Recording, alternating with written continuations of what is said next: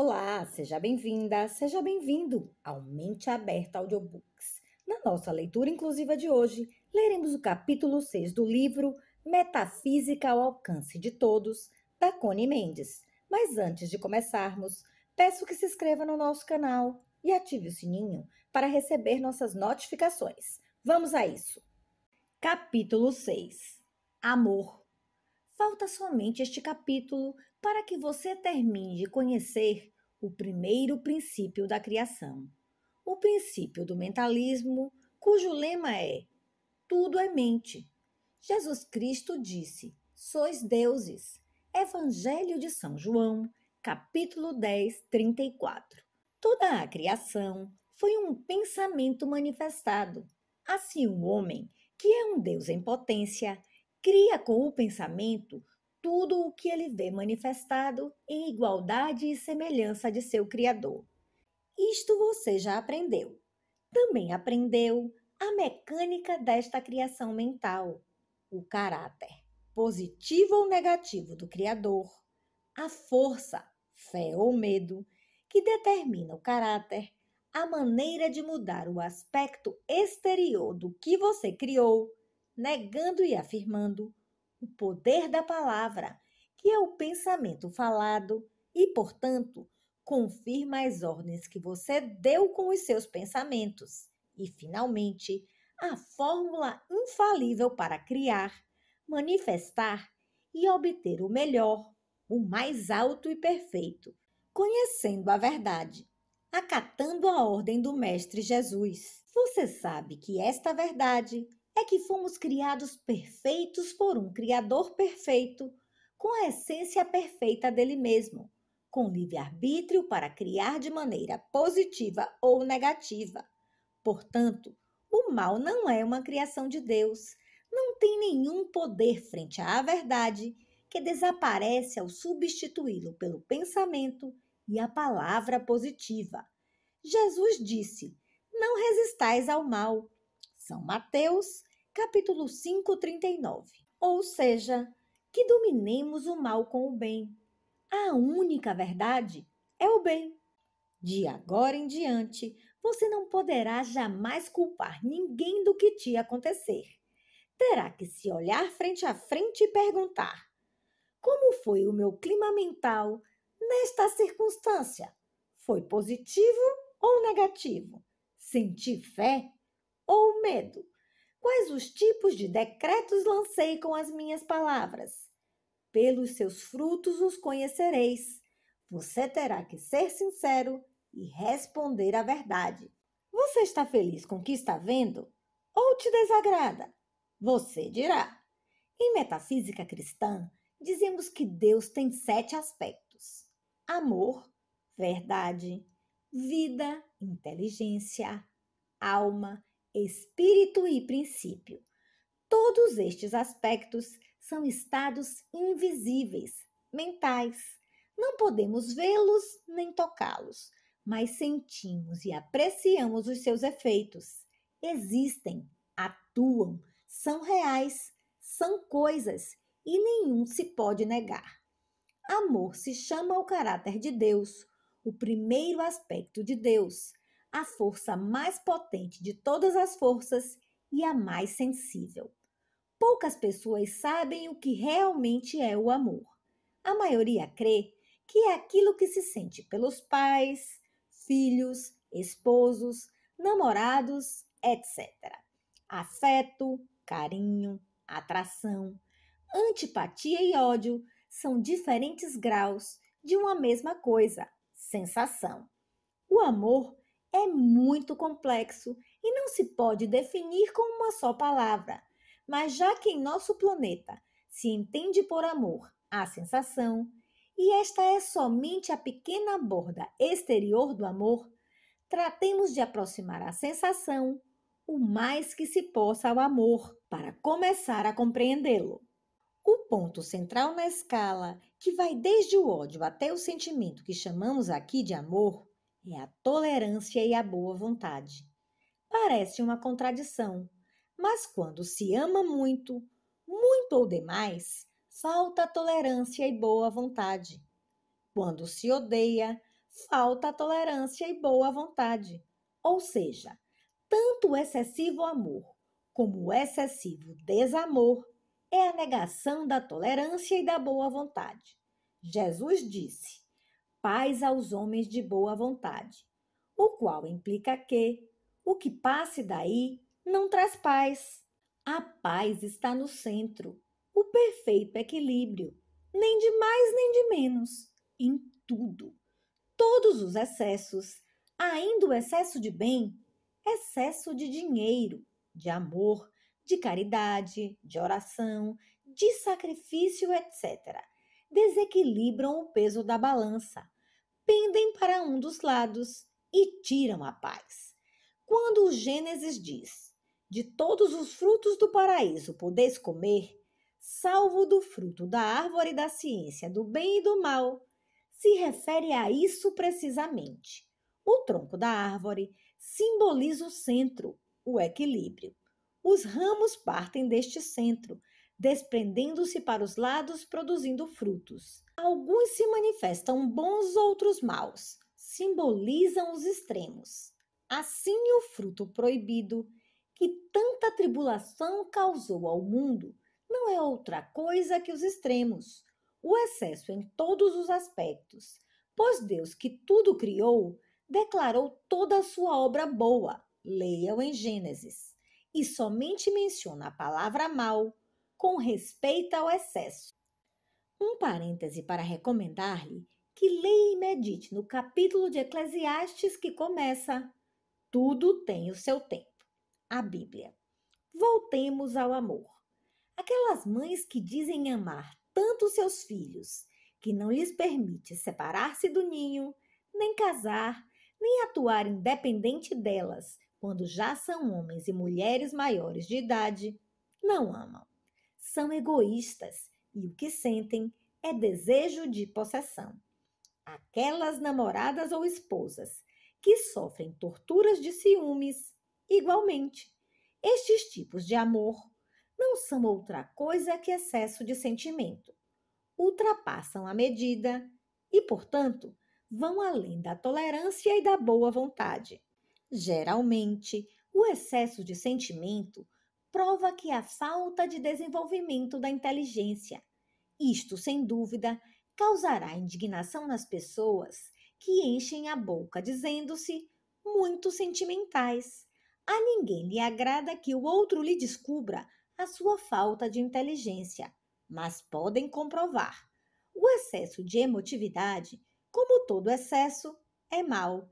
É prova de que falta o que lhe faça contrapeso. O excesso de calor, por exemplo, se equilibra com igual quantidade de frio para ser suportável ou desagradável. A inteligência é fria, a emoção é quente. Uma grande capacidade emotiva é uma qualidade magnífica e muito desejável, sempre que esteja equilibrada com igual capacidade intelectual. Isso é o que produz os grandes artistas, mas o artista tem a sua arte para verter toda a sua potência emotiva. Por outro lado, a pessoa exageradamente emotiva e com pouco desenvolvimento intelectual verte toda a sua paixão nos seres humanos que a rodeiam, pretende atá-los e que cumpram a sua vontade. O remédio para a excessiva emotividade é pensar e refletir muito, sobretudo meditar durante um tempo e diariamente na inteligência, começando por perguntar-se: que coisa é a inteligência? Pensando em que tudo contém inteligência no universo, as plantas, os animais, etc., e terminando por afirmar: eu sou inteligente com a inteligência de Deus mesmo, já que sou criado da mesma essência do Criador, pela inteligência, com a inteligência e da inteligência de Deus. Aos poucos dias de repetir este tratamento, se notará uma mudança na elasticidade e acuidade mental. E somente com uma semana do exercício se aprecia a transformação na forma de amar aos demais, uma serenidade, uma generosidade peculiar que nunca se imaginaria capaz de expressar. Ao mesmo tempo, se nota uma mudança total nos demais para com você. Isso se deve a que somos indivíduos, ou seja, indivisíveis, e o que afeta um, afeta a todos. O degrau que você subir ajuda toda a raça. Agora, tratemos do inimigo número um de toda a humanidade: o ressentimento e o rancor, para não dizer o ódio. Quase não há seres humanos que estejam livres de ressentimentos, sem saber que isso amarga a vida inteira, influencia no mal toda manifestação e é a causa de todas as decepções que sofremos, ainda quando se aprende a negar e afirmar, a conhecer a verdade, a vigiar e corrigir os pensamentos e as palavras. Somente um ressentimento, um rancor gravado no subconsciente e na alma, atua como uma fonte de fel emanando sua gota de amargura, manchando tudo e contrariando os nossos maiores e sublimes anelos. Nada, nem a demonstração mais perfeita, pode perdurar enquanto exista aquele foco infeccioso malogrando nosso próprio ser. A Bíblia, as igrejas, as religiões se cansam de advogar pelo perdão e o amor pelos inimigos. E tudo é em vão, enquanto não ensinem a forma prática de impormos o perdão aos que nos ferem. Muito se ouve: eu perdoo, mas não posso esquecer. Mentira! Enquanto se recorde o dano, não se perdoou. Vamos dar a fórmula infalível para perdoar e esquecer ao mesmo tempo, para nossa própria conveniência, já que isso nos coloca no ponto central do equilíbrio, o da tolerância e boa vontade, sendo esse esforço amor. São João, o apóstolo do amor, diz: o amor é o cumprimento da lei. Cumprir com a lei do amor é cumprir com todas as leis. É estar com Deus. Em Deus é ser feliz, satisfeitos e completos em todas nossas manifestações. Meu mestre dizia: o homem que ama bem é o homem mais poderoso do mundo. E aqui a receita para bem amar. Cada vez que você sinta algo desagradável com relação a outro, ou que você esteja ressentido com algo que te fizeram, ou que reconheça um franco rancor ou um desejo de vingança, ponha-se deliberadamente a recordar. Não é tentar esquecer o que o magoou, lembrar tudo de bom que você conhece daquela pessoa.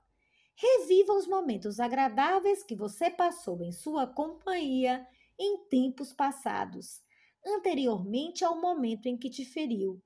Insista em lembrar do bom, suas boas qualidades, o que você pensava dela. Se você conseguir rir de alguma piada que ela disse ou de algo engraçado que passaram juntos, o milagre se fez. Se não for suficiente somente um tratamento, repita-o tantas vezes quanto seja necessário para apagar o rancor e o ressentimento. Convém fazê-lo até 70 vezes 7. Isto é o cumprimento da lei dada por Jesus. Não resistais ao mal. Isto é, dar a outra face. É amar aos inimigos, abençoar aos que nos maldizem, fazer o bem aos que nos aborrecem e orar pelos que nos ultrajam e perseguem. Tudo sem nos expor a que nos pisoteiem. Se você o faz com sinceridade, vai perceber algo muito estranho. É que te sentirás libertado primeiramente e logo que uma montanha de pequenos inconvenientes que aconteciam e que você não sabia a que atribuir, desaparecem como por encanto e a sua vida entra nos trilhos. Além do mais, você se verá amado por todo mundo, ainda por aquelas pessoas que antes não te quiseram bem. Negações e afirmações. Frente a uma enfermidade própria ou alheia. Nego a aparência de toda afecção física. Não a aceito nem para mim nem para ninguém. A única verdade está no espírito e tudo o inferior se amolda à minha palavra ao reconhecer a verdade. Em nome de Jesus Cristo, que nos autorizou, decreto que eu e todos somos vida. A vida é saúde, força e alegria. Obrigada, Pai, que já me ouviu. Frente a todo medo, próprio ou alheio. Nego o medo. Deus não criou o medo, logo não tem outra existência que a eu queira dar. E eu não o aceito. Não desejo mais esta aparência criada por mim. Solto e deixo ir toda a sombra de medo em mim ou em ti. João, o apóstolo, disse: o amor desterra todo temor. Deus é amor. Eu sou seu filho. Sou feito em, por e de amor. Esta é a verdade. Obrigada, Pai. Frente a toda tristeza, própria ou alheia, nego a própria existência desta tristeza, pena ou depressão. Deus não a autoriza. Apago em mim toda tendência à negatividade. Não a necessito, não a aceito. Deus é bem-estar, gozo e alegria. Eu sou bem-estar, gozo e alegria. Obrigada, Pai, por comece a enumerar tudo o que tenha, até o mais insignificante.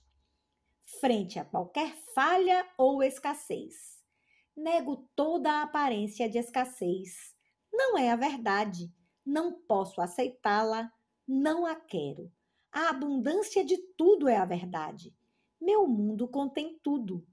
Tudo já está previsto, tudo dado por um Pai todo amor. Somente tenho que pedir o meu bem. Mostre-me o caminho, Pai. Fale que seu filho te escuta. Obrigada, Pai. Frente a tudo o que não seja harmonioso, nego a falta de harmonia. Não aceito esta aparência de conflito. Deus é a harmonia perfeita. No espírito, não há choque, nem contrariedade, nem luta, nem coisa alguma que se oponha ao cumprimento da perfeita harmonia. Obrigado, Pai. Bendigo a sua harmonia nesta circunstância, pela paz mundial e frente a toda a aparência contrária. Obrigada, Pai, que és paz. Obrigada, Pai, que nada do que está contrariando a paz tem consistência, que tudo é criação dos que te ignoram. Perdoe-os, que não sabem o que fazem. Faça-se a sua vontade aqui na terra, como é em ti. Obrigada, Pai. Todo o anterior te dou para que você aprenda a formular as suas orações.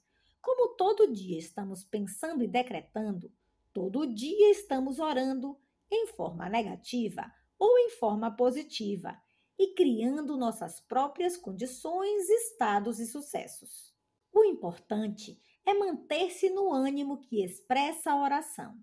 Se depois de afirmar você se deixar regressar ao polo negativo, destrói o efeito da oração. Cuida de teus pensamentos, cuida das suas palavras. Não te deixes arrastar pelo que expressam os outros. Lembre-se que eles ignoram o que você já está conhecendo. O que pense e peça para você, pense também para os demais. Todos somos um em espírito, e essa é a forma mais efetiva de dar. Melhor que pão e esmola, já que pão e a esmola duram somente uns instantes, enquanto que a verdade fica com o outro para sempre. Tarde ou cedo, seu dom espiritual lhe entrará na mente consciente e você haverá feito o trabalho de salvação de um irmão. O princípio do ritmo, que é a lei do pêndulo, o bumerangue, devolve o bem que você faz, como também o mal que você faz.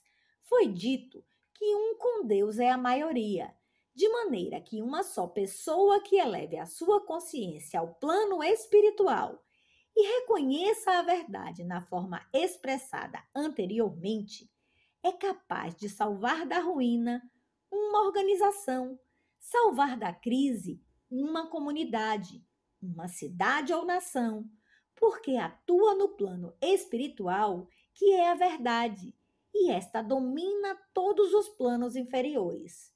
Conhece a Verdade e Elos fará livres. Leituras recomendadas. O Sermão da Montanha, por Emmett Fox. Lições sobre a Verdade, por H. Emily Cade. O Cabalhon, por 3 iniciados. Os 2 primeiros se obtêm escrevendo a Unity Pan-Americano, número 100, West 73rd Street, New York 23, NY, que é o Centro Hispano de Unity School of Christianity. Advertência: cada livro metafísico deve ser lido muitas vezes. Cada vez que se relê, se compreende melhor. Agora, somente os que praticam ficam conosco.